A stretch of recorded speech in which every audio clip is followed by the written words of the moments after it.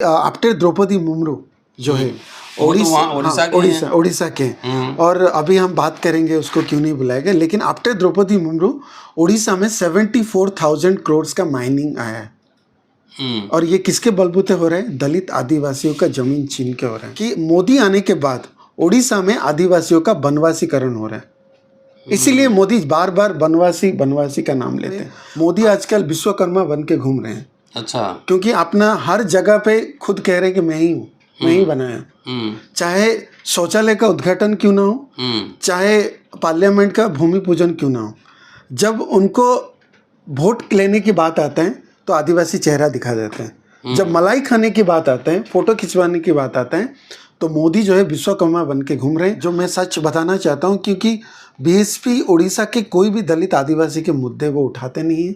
सरकारी बंगले लेके उनका जो पदाधिकारी बैठे हुए हैं, कोई आते नहीं है, जो मेरे लिए दुख की बात है। क्योंकि आज जो सोशल मीडिया में जिस तरह से नफरत और प्रोपेगेंडा चलाए जा रहे हैं, हमारा समाज और ख़ास करके उड़ीसा में जो आदिवासी इलाका है, जहाँ पे आदिवासियों को जल जमीन जंगल छीन के उनको नक्सल करा दिया जाता है और आज भी जेलों में बंद है। और आज दलितों को जो है चोरी चमारी कह के उनको भी झूठे केसेस में जेल में बंद किया जा रहा है।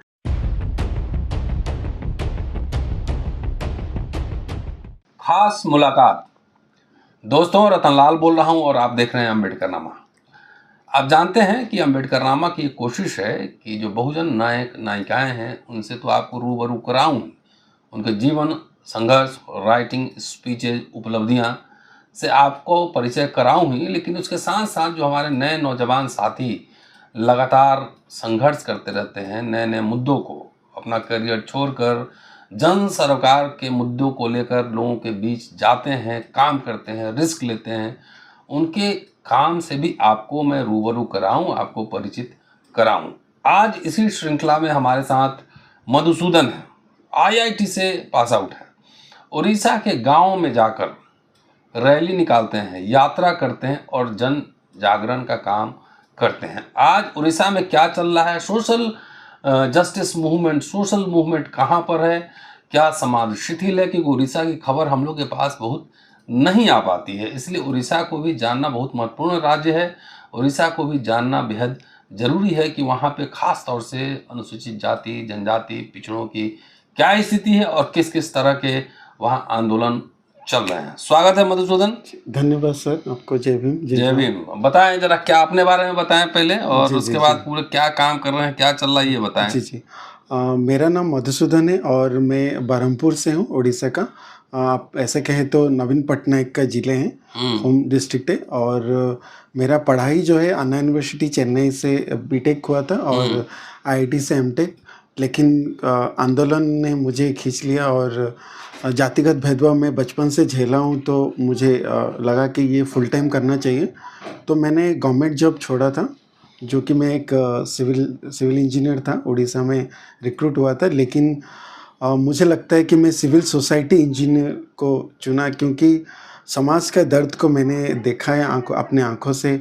कलाहांडी में लोगों को नाले का पानी पीते हुए, और मेरा गली में जो मेरे दलित भाइयों को रात को पुलिस उठा के पकड़ के चोर चमार के जेल में बंद करके रखते थे। तो मेरे साथ भी जो जातिगत भेदभाव हुआ है, उससे मैं आके कि मुझे समाज के लिए कुछ करना है, सिविल सोसाइटी के लिए, तो ये मैंने रास्ता चुना है। और 2011 से लेकर 2017 तक मैं दिल्ली में ही था, बट 2017 में मैंने निर्णय किया कि अभी गो बैक टू विलेज, जहाँ से मैंने शुरू किया। दिल्ली से गांव में चले गए? दिल्ली से गांव में, पौली में चले गए। अच्छा। उड़ीसा में कहते हैं। तो दिल्ली से पल्ली चले गए और वहाँ पे हम मेरा जो काम क्षेत्र है साउथ उड़ीसा है। आप जानते होंगे कलाहांडी डिस्ट्रिक्ट, रायगढ़, मेरा खुद का गंजाम जिले हैं, कोरापुट जिले हैं। तो इस एरिया में हम लोग काम करते हैं सर। मालकानगिरी जो एक टाइम पे नक्सल प्रभावित एरिया था, मेरा गंजाम जिला भी था। और बरहमपुर का आप कह सकते हैं कि उड़ीसा का मिर्ज़ापुर एक क्राइम पॉलिटिकल सिटी है। तो वहाँ पे काम करना काफ़ी चैलेंजिंग है। और मैं फर्स्ट जनरेशन पॉलिटिकल एक्टिविस्ट हूँ। और फिर अभी जाके मुझे लगा कि लॉ करने की ज़रूरत है, क्योंकि बाबा साहब ने बोला था कि पढ़ाई कर लीजिए, नहीं तो मारा जाओगे।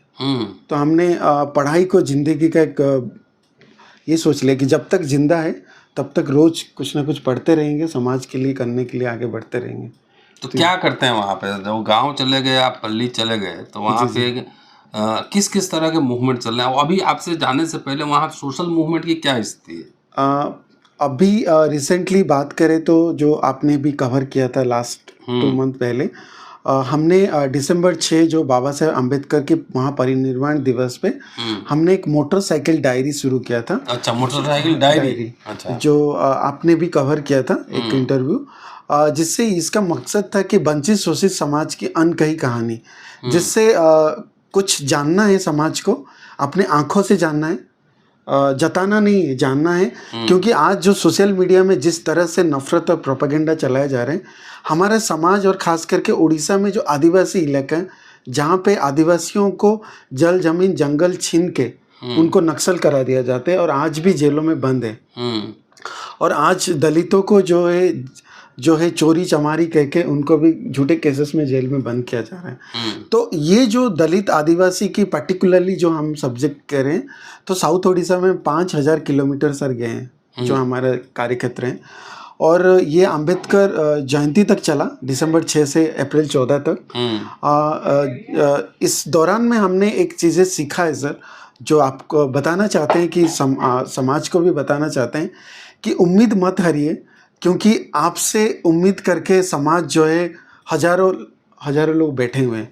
तो अगर हम ये सोचेंगे कि देश में मोदी आ गए हैं या बीजेडी सरकार नवीन पटनायक का गठजोड़ चल रहा है उड़ीसा में या देश में, तो हम कुछ नहीं कर पाएंगे, ऐसा नहीं है।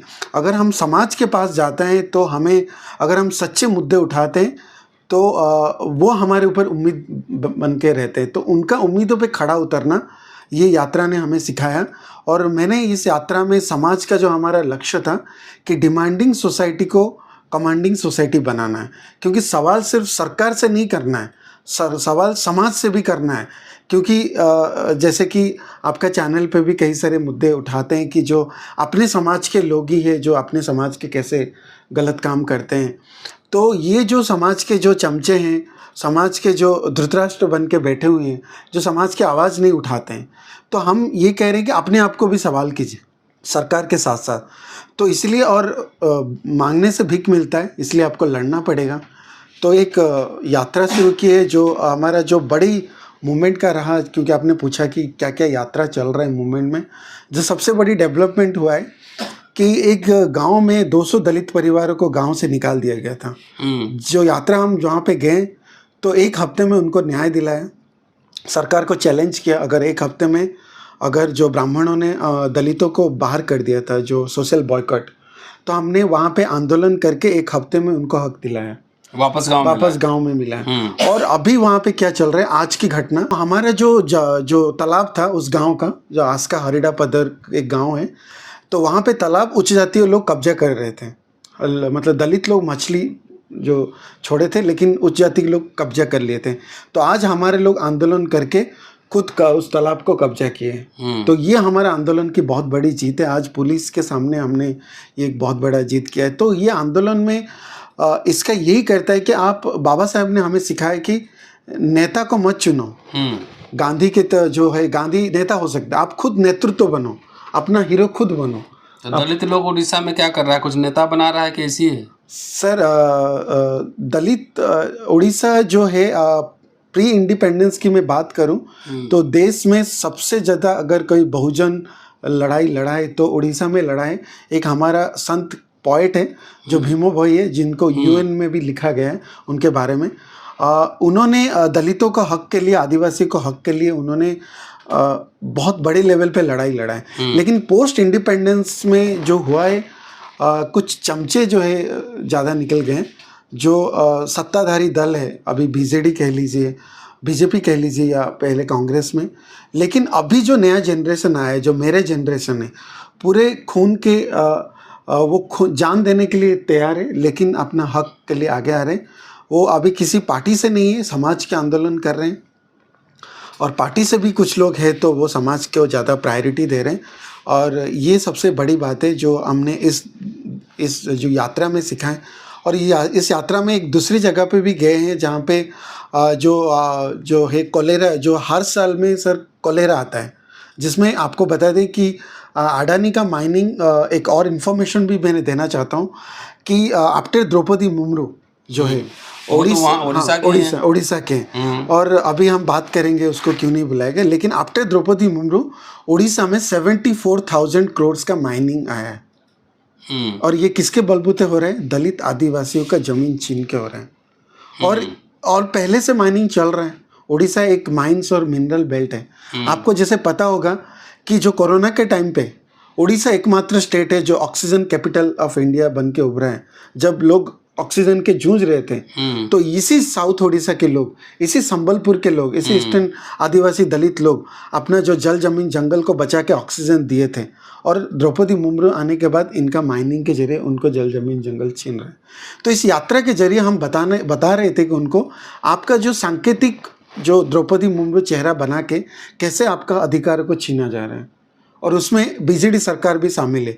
अब मैं समझते हैं कि नहीं समझते? लोग पूरा समझते हैं सर। जैसे मैंने बोला, लोग उम्मीद करके बैठे हुए हैं। तो मैं समाज को अपना आग्रह करूंगा कि आप सोशल मीडिया में सिर्फ ना सोचे कि देश है, आप ज़मीन पे जाइए और ज़मीन में लोग आपको जुड़ेंगे और कभी ना कभी क्रांति आएगा।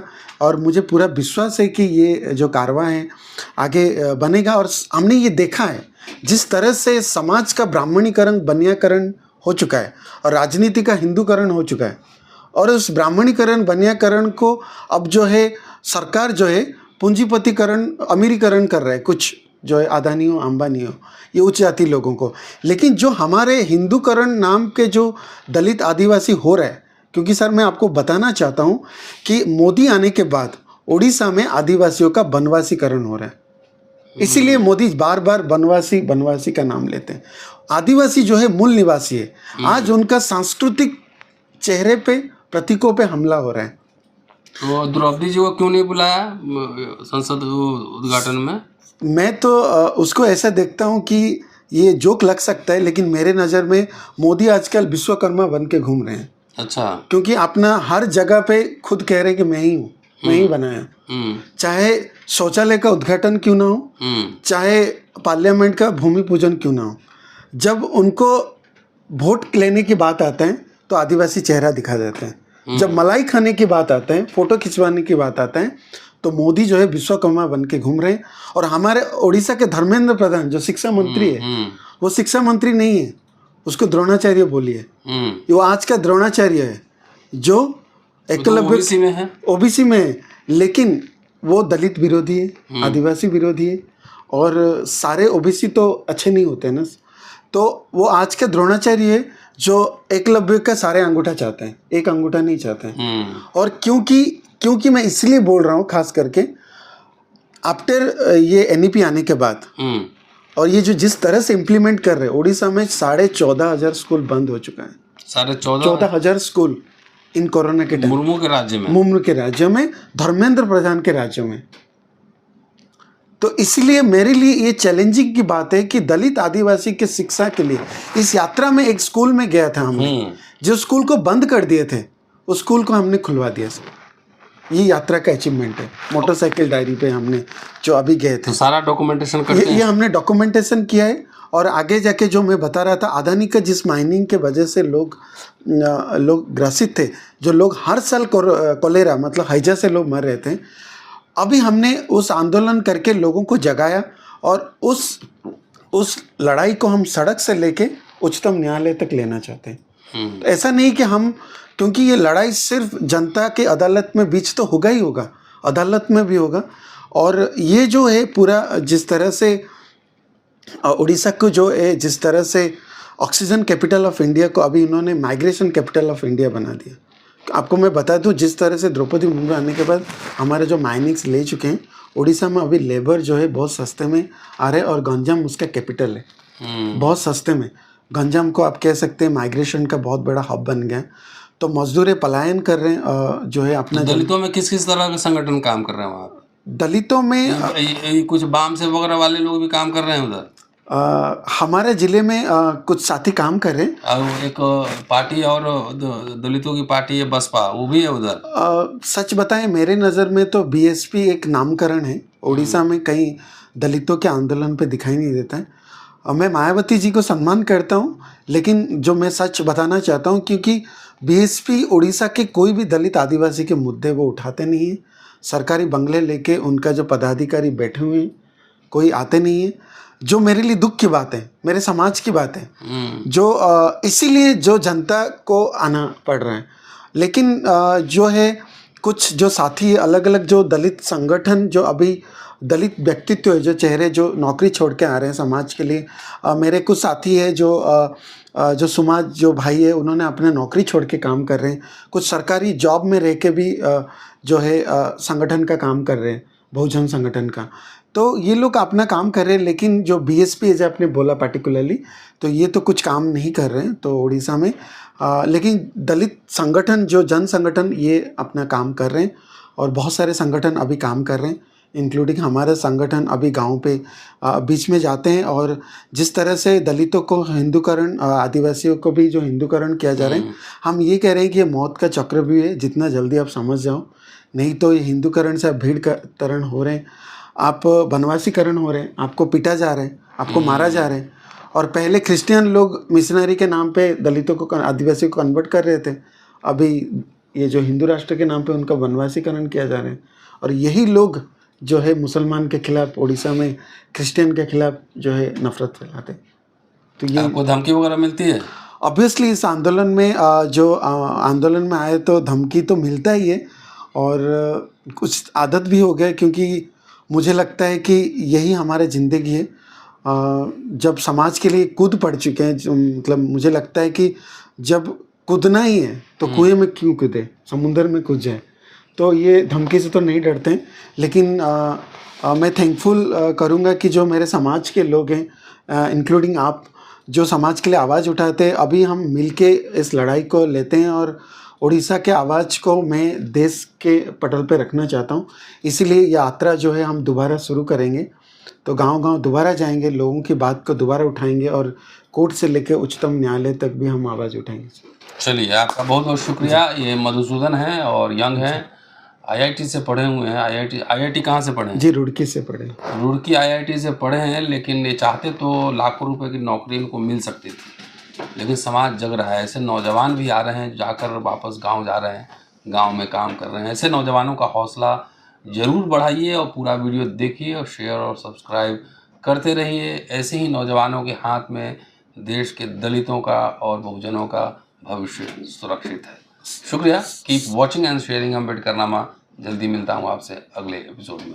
शुक्रिया मधुसूदन। Thank you sir.